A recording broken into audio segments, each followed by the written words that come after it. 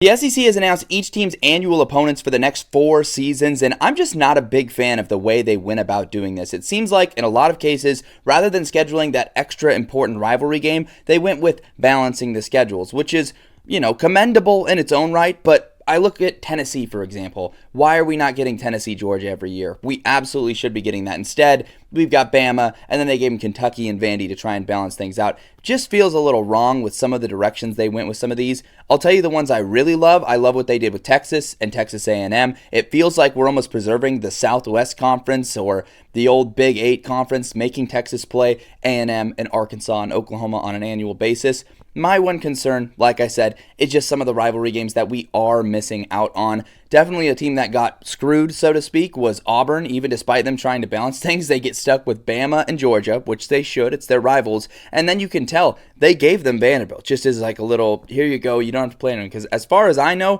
there's not like an actual rivalry between Auburn and Vanderbilt. So just an interesting thing across the board. Not a huge fan of the way they did this. To be fair, they are revisiting it every 4 years, and they're going to tweak it and probably adjust it based on recent performances and stuff like that. But in my opinion, preserve the rivalries. I don't care about how the strength of schedule is looking. I know some of these teams do, but just preserve the rivalries.